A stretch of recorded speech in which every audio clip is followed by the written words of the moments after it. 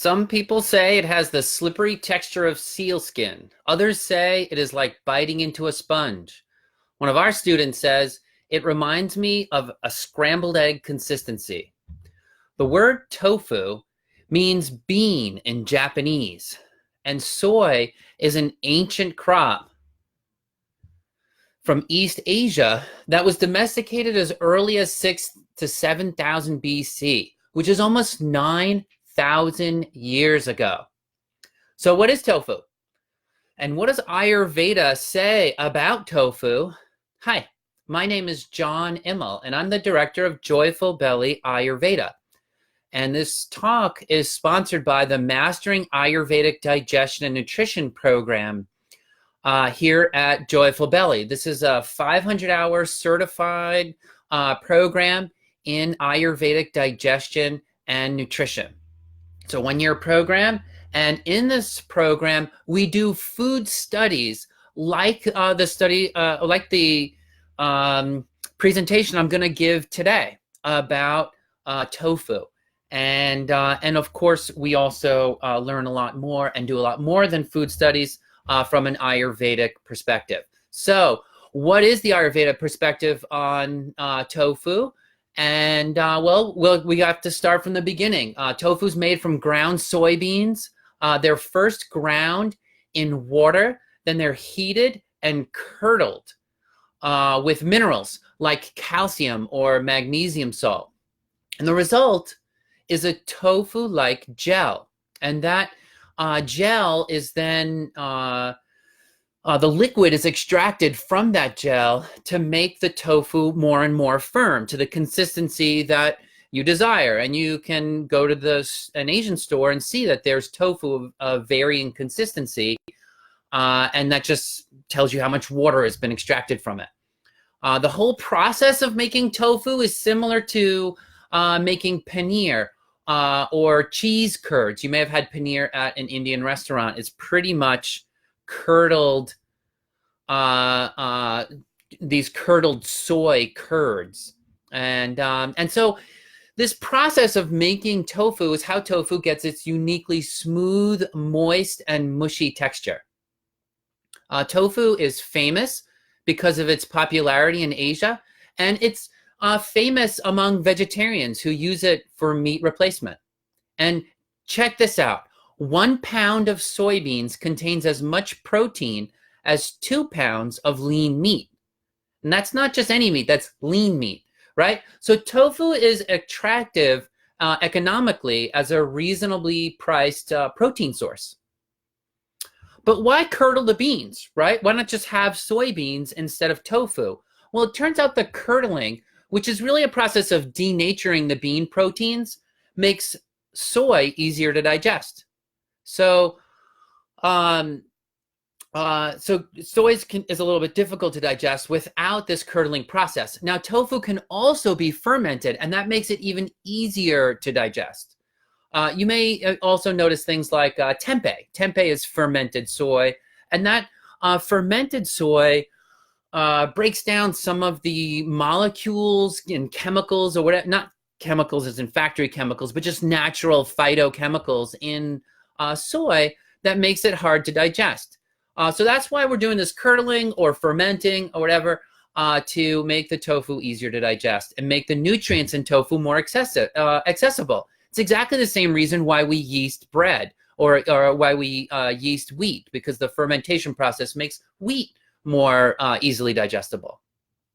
Connoisseurs of soy will notice a slight sweetness and bitterness to tofu, kind of as an aftertaste. And that bitterness may be more like a raw bean taste to tofu. Some people characterize that in different ways. Well, why soy? And what can soy do for you? Well, it's a great protein source. I mentioned that already. But what about its other medicinal qualities beyond just a macronutrient? Well, soy is famous for anti-aging, and why? Tofu moisturizes the skin, and it actually moisturizes the joints as well. The dull, cooling properties of soy make it useful in general for hot, fiery, and dry skin conditions. Tofu improves elasticity of the skin, which reduces wrinkles. And its estrogenic properties make it ideal for dryness. Estrogen is a female sex hormone, and that gets depleted during menopause, leading to dryness in the skin. Well, tofu has phytoestrogens in it that can help re-moisturize the skin. And I just want to mention a word of caution here. I'm going to talk a little bit more about the estrogenic properties in just a minute. But meanwhile, even for if you're a Vata person and you're using tofu because you have dry skin, I just want to say be just a little bit careful, because tofu is also a diuretic, which means it makes you pee. And Vata people tend towards dryness anyway, and the diuretic quality of tofu can really dry you out. So just be a little cautious there. All right, tofu improves the elasticity of skin, it also improves the elasticity of blood vessels. And that makes tofu heart healthy. It makes it useful in atherosclerosis, which is hardening of the arteries. And that's a major cause of heart disease. So soy can restore that elasticity to the blood vessels. Now, there's some controversy around soy's ability to lower cholesterol. Some studies say it does, and some studies say it doesn't. The studies that say that tofu reduces cholesterol also happen to mention that it reduces specifically the LDL kind of cholesterol, which is the bad kind of cholesterol. And that's a good thing, right? We want to get rid of that bad kind of cholesterol. And the hypothesis is that it's the phytoestrogens in tofu that help with the cholesterol, that they actually modify lipid metabolism, resulting in the lower LDL number. Anyway, that's the technical stuff. Let's get into a little bit more about tofu and women's health, and specifically the use of tofu in menopause. So if you're hoping for a smooth menopause, tofu is supportive. Tofu is supportive for women who have low estrogen in general. If your menstruation is very light, then tofu can be supportive during a period. The reason why tofu helps with estrogen is because it has phytoestrogen compounds that mimic estrogen in the body. And another thing that people going through menopause are familiar with is that when estrogen levels drop, it can cause dry skin, as I mentioned already, and low bone density. Well, tofu can help reduce bone loss. Tofu is used in Ayurveda to reduce hot flashes and other menopause-related symptoms in general. Tofu also, by the way, in China is used to improve the quality and quantity of breast milk. So it's not all good, however. There's controversy surrounding the estrogenic effects of tofu, especially regarding breast cancer. First of all, there's a lot of people who have estrogen dominance or too much estrogen, especially, if you're microwaving your plastics and other things. These plastics have estrogen-like compounds in them, and you may have too much estrogen already, and soy could aggravate that. So some people say that soy should be avoided for people who have too much estrogen or get the lumps in the breast during menstruation, which are typically associated with high estrogen levels. So soy may aggravate those conditions, and but it's not conclusive. Many other studies say that soy is safe and does not cause breast cancer. One study showed that women who eat soy products at least once a week have a 48 to 56% lower risk of breast cancer. So there's some confusion around that. And what I wonder is, could Ayurveda help avoid some of this controversy? Is it the case that one dosha, like kapha, is more sensitive to the negative effects of soy's estrogenic compounds, but that vata individuals would benefit? So I don't know the answer to that question. I think more study is needed to know. All right, let's let's keep going. So tofu cools pitta and it clears heat. It's known for clearing heat in the digestive tract. One student who participated in the study reported that I felt my body temperature cool down a little bit while eating tofu. So as tofu pacifies pitta, it's soothing, relaxing, calming. It can help with inflammatory conditions in the skin as well. In general, tofu has a calming, heavy effect on digestion. It's filling. It's a dense protein source, right? So you should expect that it's going to feel heavy and satisfying in the stomach. And pitta people are going to rejoice at that, right? They have a strong appetite and they're always looking for something that's going to fill their belly. So tofu has a sweet aftertaste, and it is building and nourishing for those who can digest it. However, it doesn't have a lot of calories in it. And so it's not necessarily a food that's going to cause a lot of weight gain. However, the estrogenic compounds in tofu could cause some weight gain. So again, some ambiguity there. Low calorie food, but the estrogenic qualities could prompt some weight gain. So tofu is really on the fence. And in many ways, I think tofu is kind of affects each of the doshas in a good way and a negative way, and we'll go over that in just a bit. Tofu, because of its heaviness, can make you feel lethargic and just make you feel heavy. Especially kapha individuals might feel just sluggish after too much tofu, and that could be mitigated with simply just portion control. So anyway, one of our kapha students in class who participated in this study notes that after eating tofu, she gets a white, thick coating on her tongue, and her saliva is richer and thicker. So on the other hand, the vata individuals, those with dry, cold vata constitutions, might just simply find tofu hard to digest. And instead of just causing sluggishness, in vata individuals, it also may cause burping, heaviness, gas, and bloating. So tofu can aggravate vata in that way. Well, here's what else students had to say after eating tofu. One student said, I felt pressure in my stomach and tension. It was heavy in my stomach for a half hour after consuming. Another said, it made me feel dense, static, and cold. I felt a huge heaviness in my body within a few minutes after eating tofu. Another student said, I was nauseous, like I wanted to cough up mucus from my stomach. And still another student said, my mind felt heavy, sluggish, and foggy.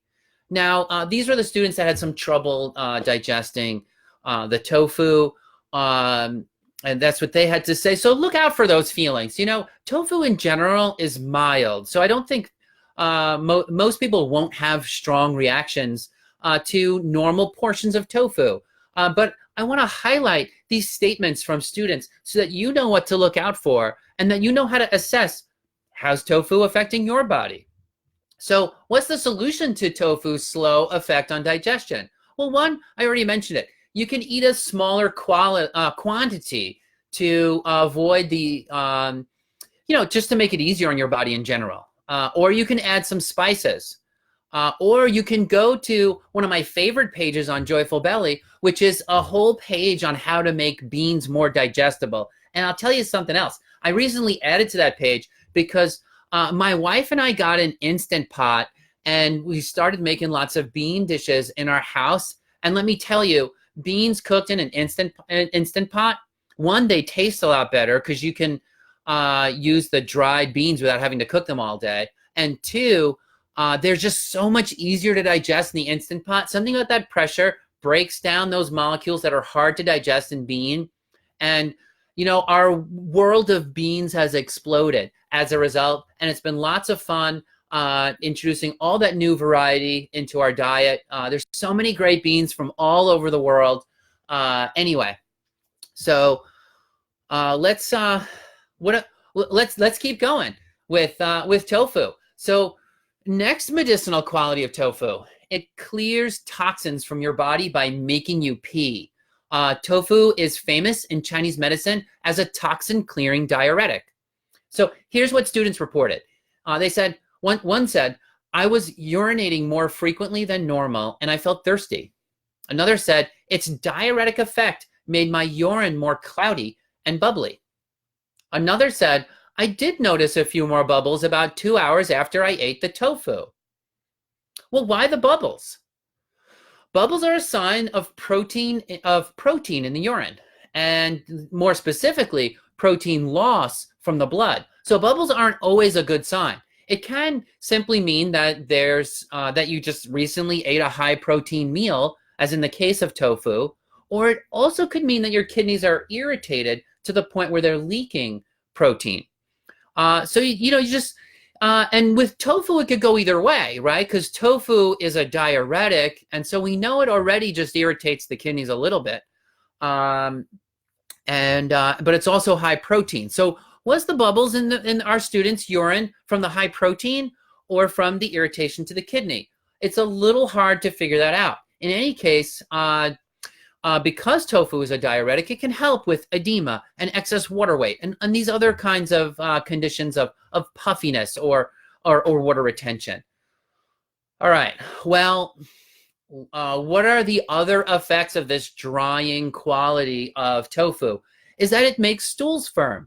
Let's step back for a second and remember that beans are astringent and tofu is a diuretic. And tofu is a little cooling. What does that mean? Firmer, harder stools. Now that's helpful if you have diarrhea or tend towards soft stools in pitta conditions only. Now if your stools are soft due to vata, tofu can aggravate it because vata people get soft stools when they can't digest foods, and tofu is difficult to digest.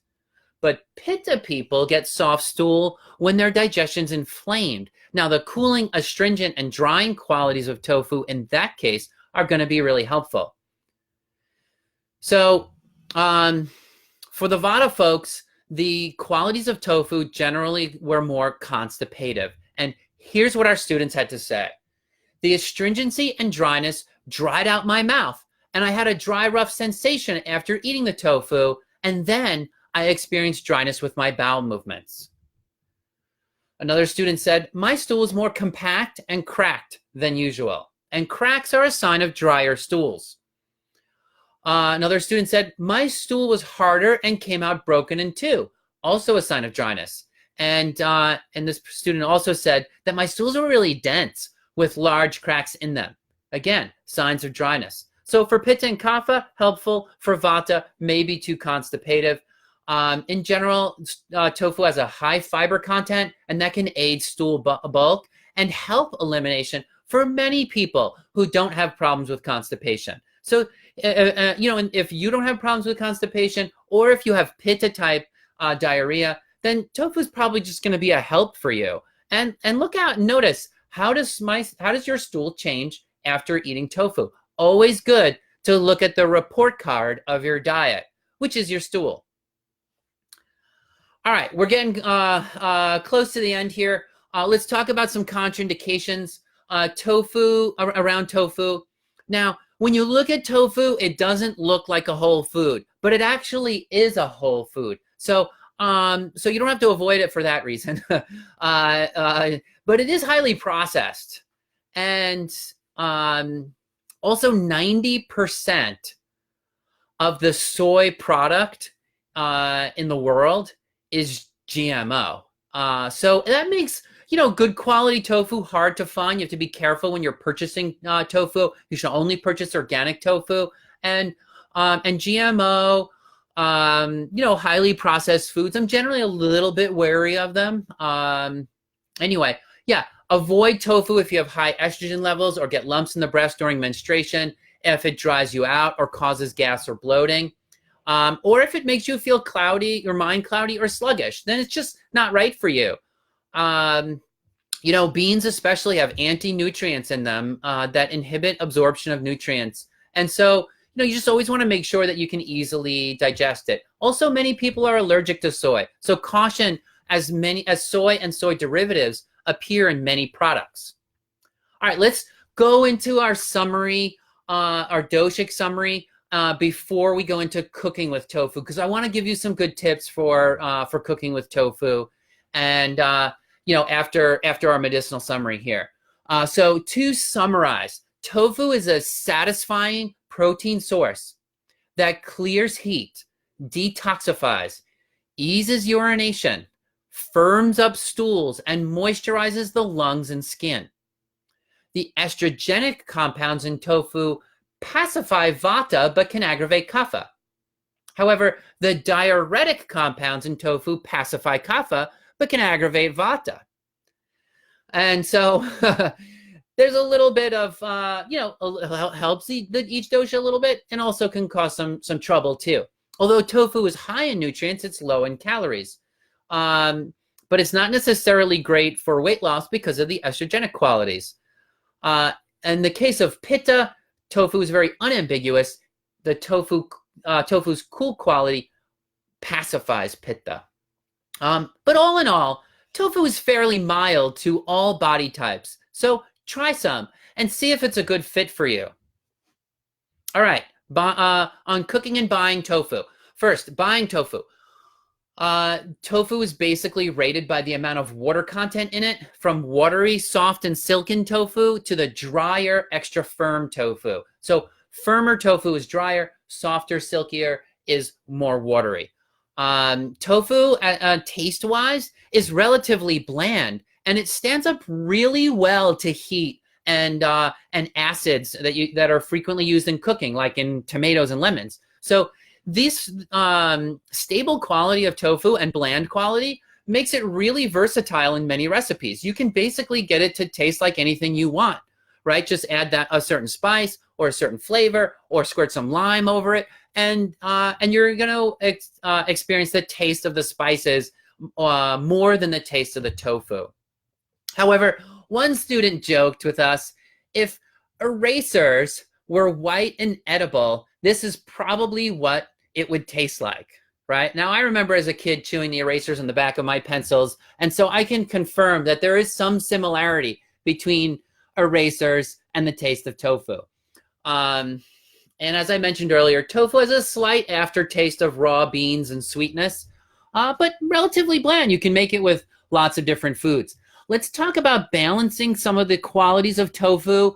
So if you're a vata person and it dries you out, here's how to fix it. If you have too much cold quality, you want to warm up tofu, here's how to fix it. Let's go through it. So dryness. To balance dryness, add salty taste and sour taste. So that could be, salty taste could mean putting some salt on your tofu, or it could mean putting some soy sauce on your tofu. Soy sauce is sour and salty, and then lemon is just a pure sour. So you're going to add those salty and sour tastes in to balance the dry astringent effect. Actually, for astringency, you can also balance that with oils, such as sesame oil. And you see that. Tofu will be served with soy sauce and a few roasted sesame seeds with some sesame oil, right? That's pretty typical. To balance the cold or dull qualities of tofu, just add some spices like turmeric, ginger, and cayenne. To balance the heaviness of tofu, there you want to use aromatic herbs like basil or mint that have a really strong smell. Tofu can be chopped and fried, baked, or tossed into a soup. There's just so much you can do with it. So a really great, versatile ingredient with lots of medicinal benefits and some contraindications as well. So make sure it's a good fit for you. And thanks.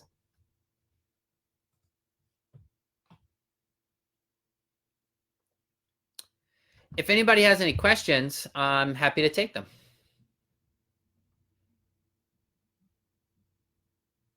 You can just type your questions in on the right side. Otherwise, I want to thank all of you for tuning in to today's talk. And, and today's talk is sponsored, again, by the Mastering Ayurvedic Digestion and Nutrition Program at the Joyful Belly School of Ayurveda. So I look forward to doing more future talks like this as we do more and more food studies through our digestion school.